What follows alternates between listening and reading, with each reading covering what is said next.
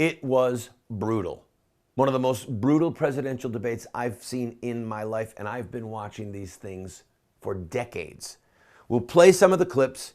We're only 4 days away from Super Tuesday. Donald Trump is still in the lead. I'm Randall Terry. You're watching Voice of Resistance.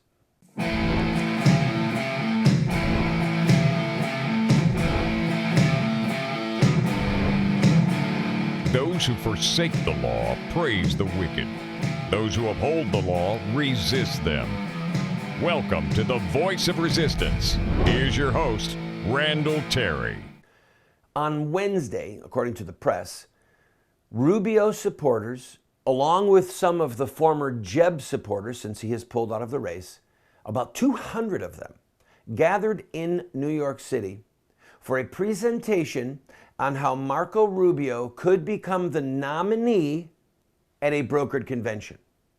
How Marco Rubio, who may not win a single primary, could be the man that you have to vote for if you want to vote Republican in November of 16. And this all revolves around their ability to keep Donald Trump from getting the magic number. Now, keep that in your mind, okay? What we saw last night was Rubio and Cruz both, not just going after each other, but for the first time trying to pile on Donald Trump.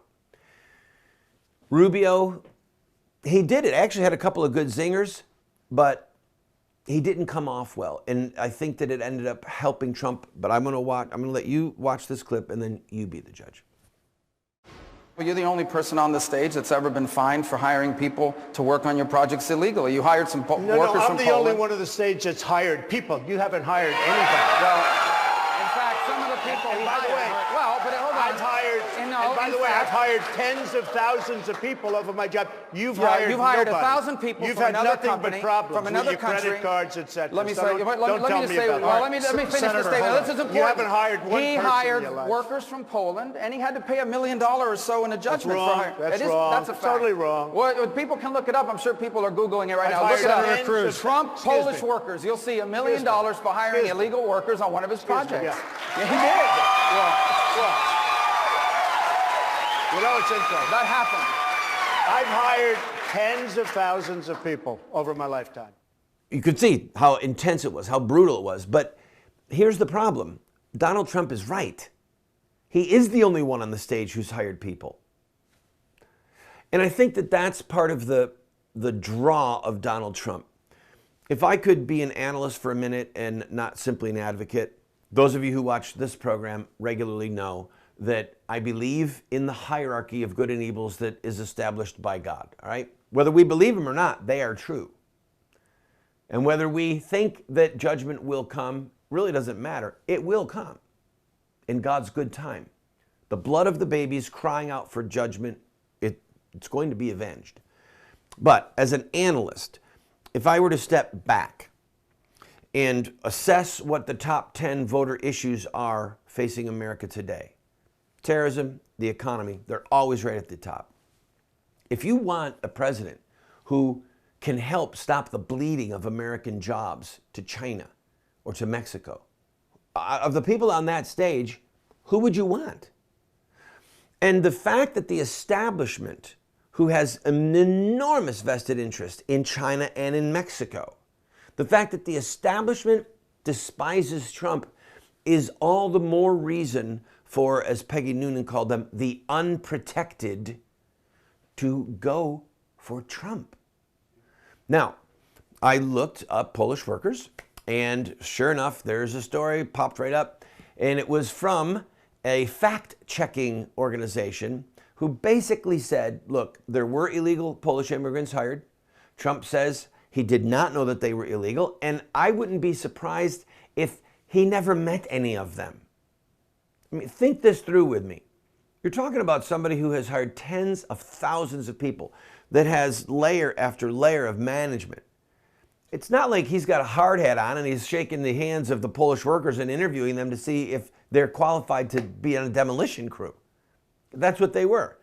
So basically, the facts are, or appear to be, that there were Polish workers, a couple hundred of them that were brought here, that were paid under the table. Some of them say they didn't get all the money that was owed them. The lawsuit involved Trump being sued by the union, not by the workers, but by the union, because whoever his contractor was skirting the unions, and that's why they were hiring the Polish workers to get the job done cheaper. So the fact-checking organization said, Rubio, we'll give him a 50% true, 50% not true. But it's almost not the point. The point is that Rubio looked whiny, and Rubio hasn't hired anyone. And when he mocks Trump about having 4 companies that went into bankruptcy, Trump has had hundreds of companies. Okay? I filed bankruptcy. I went bankrupt. I went bankrupt because of my work. The NOW, National Organization of Women, and Planned Parenthood attorneys sued me for my pro-life work. Ultimately, they won and drove me into bankruptcy. So it happens. But the simple fact of the matter is, for American people who want a president who can be better at negotiating, be better at protecting American jobs and America's interests, who do you think they're going to vote for? I have a feeling it's Trump.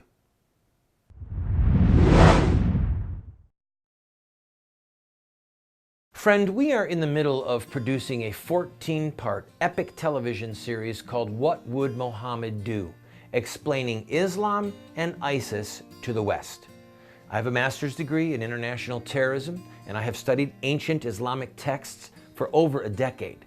And we are going to do a very paced and a very scholarly look at Muhammad's life and see the connection of his life to today's headlines.